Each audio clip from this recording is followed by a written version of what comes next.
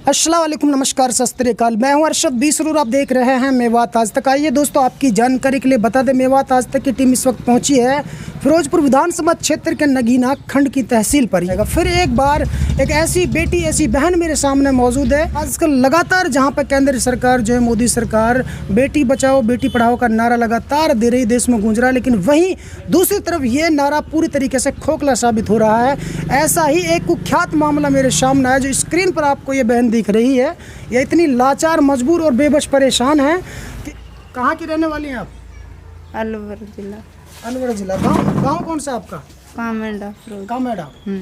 तो कामेडा तो फिरोजपुर झिरका में है। हाँ, वहाँ हम रहते हैं, हमारे भाई कंपनियों में काम करते हैं। चलो जो भी हो, क्या अब परेशानी क्या आपको बताइए? परेशानी है कि एक लड़का है साइसिका का, फतेह मोहम्मद, ठीक है, उसका लड़का है। वो मुझे वहाँ से निकाह करके लाया था 10 फरवरी को। उससे मुलाकात कैसे हुई थी, कहाँ हुई थी आपकी? अलवर में ही हुई थी। वो लड़का अलवर गया था, हमारी फोनों पे वैसे ही बात हुई थी। अच्छा, चलिए, फोन पे बात हो गई आपकी। तो वो शादी हुई थी आपकी? हाँ, मेरी पहले शादी हो चुकी है। अच्छा, वहाँ से क्या हुआ फिर? वहाँ से, हाँ, वहाँ से डिवोर्स ले लिया मैंने। आपने डिवोर्स वहाँ से पहले ले लिया था या फिर इस लड़के की वजह से सब हुआ इस था? लड़के की वजह से। अच्छा, फिर ये शादी कर कोर्ट मैरिज की थी, क्या किया था आपने? निकाह किया था। निकाह किया था। इसने मेरे से बोला था कि अब निकाह कर ले, 2 महीने बाद कोर्ट मैरिज कर लेंगे। ठीक है, फिर कहाँ से लेके आया था, कहाँ आपको रखा था? फिर वहाँ से मुझे अभी लेकर आया था ये महीना ने, जो इससे अगले महीने में 28 तारीख को लेकर आया था। ठीक है, शादी कौन से महीने में हुई थी? 10 फरवरी को। 5 महीने तक कहाँ पे रखा था? अलवर में ही रखा था, वहीं रहता था ये। रेंट पे रखा था? नहीं, हमारे मतलब वहीं सब रहते हैं रेंट पे, तो हाँ, वहीं जाता था ये लड़का और वहाँ रहता था। 10 दिन 20 दिन रुक के आता था ये। ठीक है, यहाँ पे जब आपको लाया था नगीना, तो कितने दिन हो गए? यहाँ तो मुझे 2 महीने, दूसरा महीना लग रहा है लेके आए। दूसरा महीना लग रहा है? हाँ। तो फिर यहाँ पे आप किराए पे रहते हैं? हाँ, किराए पे उसी ने लिया था ये रूम। ठीक है, 1 महीने का किराया दे दिया था उसने। अच्छा, तो किराया कौन देता है? किराया अब 1 महीने का तो उसने दिया है। अब मैं कहाँ से लाऊं किराया, मेरे पास तो खर्चा वर्चा कुछ नहीं है। लेकिन फिलहाल अब परेशानी क्या है आपको? अब परेशानी है कि वो लड़का, उसके पिताजी ने और उसके भाइयों ने पता नहीं कहाँ गायब कर रखा, नशा मुक्ति केंद्र में पता नहीं कहाँ कर रखा, मुझे तो नहीं पता। क्या कहते हैं? मुझसे तो ये कहते हैं थाने वाले की नशा मुक्ति केंद्र में उसका इलाज चल रहा है। अच्छा, और मैं करता था वो? पता नहीं था मुझे तो। आपको इतने लंबे टाइम तक आपने उससे फोन पे बातें की और करीब 3 नहीं, इतना नशा नहीं करता था कि इतनी नौबत आ जाए नशा मुक्ति केंद्र की, इतना नशा नहीं करता था वो। अच्छा, वो तो मुझसे दूर करने के लिए मतलब ये नाटक रचाया था। उसका परिवार आपसे उसे दूर करना चाहता है या वो खुद आपको नहीं रखना चाहता है? परिवार भी था पहले, पर अब उस लड़के की विचार है इसमें।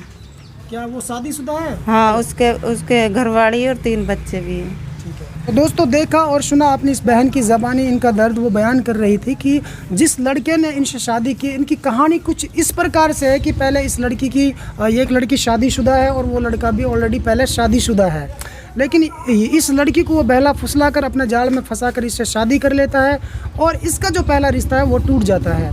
उसके बाद वो करीब 5 महीने तक इसको अलवर में रखता है किराए का कमरा लेकर, और उसके बाद में 2 महीने तक वो इसको नगीना की तहसील पर रखता है। लेकिन अचानक से ऐसा करता है इसके साथ में कि वो लड़का यहाँ से भाग जाता है और उसके बाद में ये लड़की दर दर की ठोकरें खाने लगती है और इसको कहीं से कोई इंसाफ की उम्मीद नहीं जगी। तो इन्होंने मीडिया के माध्यम से अपनी आवाज़ को जनता के सामने रखा है।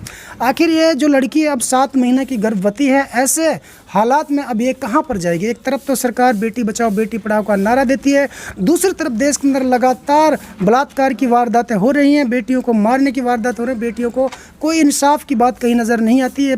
ऐसे में अब ये लड़की कहाँ जाएगी? इसका जो पहला पति था उन्होंने इसको तलाक दिया है, उसके बाद में वो जो लड़का उसने अपनी शादी दूसरी कर रखी है। अब ये ऐसे हालात में 7 महीने की गर्भवती है, तो आखिर जाएगी कहाँ? अच्छा, अभी वो लड़का कितने दिन आपसे बात करे होगी उसको? 1 महीना। क्या कहता आपसे? कल हुई थी मेरी बात, कल वो बोल रहा था कि मैं आराम से हूँ जी। तो मैंने उससे ये बोला कि तू तो आराम से, मैं कहाँ जाऊँ? अच्छा। तो उसने बोला कि तू देख लेना, तू मैं कर लेना, कैसे भी कर लेना, मैं अच्छी जगह हूँ मैं। अच्छा। उसने मतलब कोई कोई जवाब नहीं दिया उसने इस बारे में कि जो मत तसल्ली हो जाए मेरे को। आप क्या संदेश हमारे चैनल के माध्यम से जिला प्रशासन को और जनता को देना चाहते हैं? क्या परेशानी क्या चाहते हैं? मुझे ना कानून ने बहुत परेशान किया है। कैसे किया कानून ने परेशान? मुझे बहुत परेशान किया। कहाँ तक आप इंसाफ मांगने गई है? मैंने सीएम विंडो भी लगाई, उस पर भी कोई कार्रवाई ना हुई। मैं एसपी के पास 4 बार चली गई, उस पर भी कोई कार्रवाई नहीं। साहब क्या बोला आपसे? वो भेज देते महिला थाने वाले भेज देते नगीना थाना। अच्छा। और ये बोलते कि हम कहाँ से लाई, ये हमारा काम नहीं है। अच्छा। तुम कोर्ट से आदेश लेके आओ। कोर्ट में जाती हूँ तो कोर्ट वाले कहते हैं हम क्या करें, इसमें वो नशा मुक्ति केंद्र में है, हम क्या करें। कोर्ट में कौन कहता है आपसे? वकील कहते हैं, जो लीगल एड के वकील होते हैं ना, वो कहते हैं। हाँ, मैं बहुत जो आपका नजदीकी जो पुलिस स्टेशन, इसमें कंप्लेंट की थी? हाँ, 3 बार लगाई थी एप्लीकेशन। ये कहते हैं हमारा मामला नहीं है, ये कोर्ट से आदेश लेके आओ। अब बताओ मैं कहाँ? आप उस लड़के के रहना चाहते हैं फिर क्या चाहते हैं? हाँ, मुझे मेरा हक चाहिए। अच्छा। मतलब क्या चाहिए? हक में चाहिए, कल को मेरे बच्चे का मतलब गुजारा हो जाए, मेरा गुजारा हो जाए। हाँ, रखेगा मुझे। जैसे लेके आए तब मुझे उसने पहले क्यों नहीं बताया कि मेरी शादी हो चुकी। आपको क्या लगता है कि वो आपको रखना चाहता है कि नहीं रखना चाहता है? मुझे अब भरोसा नहीं है उस लड़के का। अभी आप खाना वाना कहाँ खाती है? खाना वाना ऐसे खाती हूँ, किसी दिन खा ले, किसी दिन नहीं खाया। खर्चा ही नहीं है मेरे पास। खर्चा नहीं है? हाँ। तो आपके माँ बाप बात नहीं करता आपसे? बाप नहीं है, मेरी माँ है, वो कभी कभी आ जाती है, 150 रुपये दे के चली जाती है। तो आपको एहसास नहीं है कि आपने गलत किया था?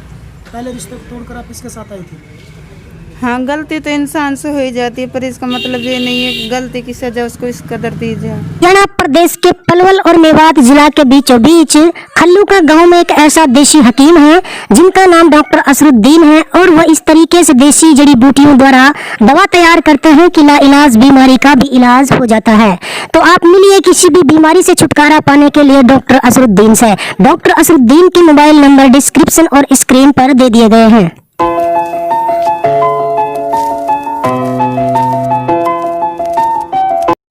प्यारे दोस्तों, यदि आप हमारी इस वीडियो को फेसबुक पेज पर देख रहे हैं तो हमारे पेज को लाइक कीजिए, शेयर कीजिए। यदि इस वीडियो को यूट्यूब पर देख रहे हैं तो हमारे चैनल को सब्सक्राइब कीजिए और बेल आइकन घंटी को दबा दीजिए। प्यारे दोस्तों, यदि आपको लगता है कि हम समाज के लिए बेहतर काम कर रहे हैं तो आप हमारे चैनल की मदद कीजिए। तो दोस्तों, फिलहाल इतना ही। फिर लेकर हाजिर होंगे देश और दुनिया से जुड़ी ताज़ा तरीन खबरें। तब तक आप बने रहिए सिर्फ और सिर्फ मेवात आज तक के साथ।